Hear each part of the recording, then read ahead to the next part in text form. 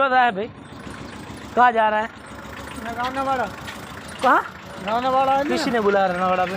सरपंच साहब। यहाँ से प्रतिबंध है, भाजपा वाले को यहाँ निकलने नहीं देते हम। પરસોત્તમ રૂપાલાના વિવાદનો વંટોળ આખા ગુજરાતમાં ફરી રહ્યો છે અને આ વંટોળમાં ભાજપને ભારે નુકસાન પણ થવાનું છે, કારણ કે હવે ક્ષત્રિયો મેદાને જ છે અને એલાન કરી દીધું છે કે ભાજપને ગામમાં ઘૂસવા પણ નહીં દઈએ. કોઈ પણ નેતા આવશે, ગાડી આવશે, અમે ગામમાં નહીં આવવા દઈએ. જો રૂપાલાની ટિકિટ રદ કરવામાં નહીં આવે તો અમે શું કરીશું એનો તમને ખ્યાલ જ નથી અને એનું લાઈવ ઉદાહરણ આજે તમને મારે બતાવવું છે. क्यों रहा है भाई? कहाँ जा रहा है? रनावाड़ा। कहाँ? रनावाड़ा है ना? किसी ने बुलाया रनावाड़ा पे? सरपंच साहब। यहाँ से प्रतिबंध है, भाजपा वाले को यहाँ निकलने नहीं देते हम। अच्छा। मना है यहाँ पर, रूपाला का निवेदन के लिए सब मना है. यहाँ से रिटर्न निकलो, यहाँ भाजपा वाला नहीं जाएगा आगे. भाजपा वाला व्यवहार नहीं देवाना હોય. ક્ષત્રિયને એમ કે રોટી બેટી હંગાત વ્યવહાર કરે એટલે ભાજપા વાળાને છે બેહવા દેવા આપણે પાછું જવા દે ભાઈ. કોઈ સરપંચને ફોન કરો, સરપંચને વાત કરો. સરપંચ શું થઈ ગયો? આ તો પીછે લે લો.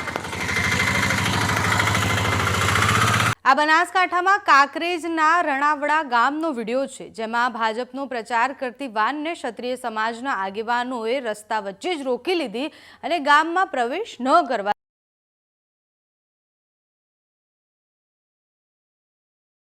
પરસોત્તમ રૂપાલાએ ક્ષત્રિયો વિશે જે કહ્યું છે એના કારણે અમે ભાજપનો બહિષ્કાર કરીએ છીએ.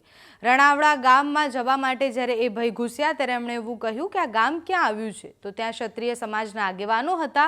એ ગામમાં ભાજપના લોકોને ગાડી નથી લાવવા દેવાની એવું એમણે કહી દીધું અને પછી ગાડી પાછી વળાવી. એ વિડીયોમાં દેખાય છે કે જે વાતચીત થઈ રહી છે એમાં ક્ષત્રિય આગેવાનો આક્રમક રીતના એવું કહી રહ્યા છે કે અહીંયા ના કોઈ વાન આવશે, ના કોઈ નેતા આવશે, અમે કોઈને ગામમાં નહીં ઘૂસવા દઈએ. રૂપાલાની ટિકિટ રદ નહીં થાય તો અમે આવી રીતના જ આંદોલન કરીશું, કારણ કે રૂપાલાએ અમારું અપમાન કર્યું છે. અને આમ હવે આ વિરોધની આગ ગામડે ગામડે, શહેરે શહેરે ભભૂકી રહી છે. ગઈકાલે ભાજપના ક્ષત્રિય આગેવાનો અને સંકલન સમિતિના લોકો વચ્ચે એક બેઠક યોજાઈ હતી.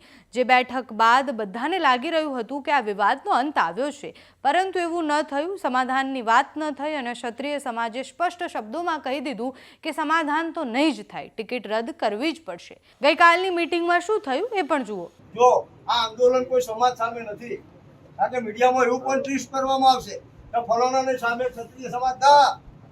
આ આંદોલન ફક્ત ને ફક્ત પરસોત્તમ રૂપાલાની સામે છે અને ટિકિટ રદ નહીં થાય તો ગુજરાતની 26 બેઠકો ઉપર આની 100% અસર અમે કરવાના છીએ.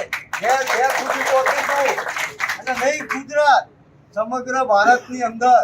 હવે આ વિવાદનો અંત આવે છે કે નહીં એ જોવાનું રહ્યું. અત્યારે આ વિડીયોમાં બસ આટલું જ. જો તમે અમને યુટ્યુબ પર જોઈ રહ્યા હોય તો સબસ્ક્રાઇબ કરો, ફેસબુક પર જોઈ રહ્યા હોય તો ફોલો કરો, અમારા વિડીયોને લાઇક અને શેર કરો.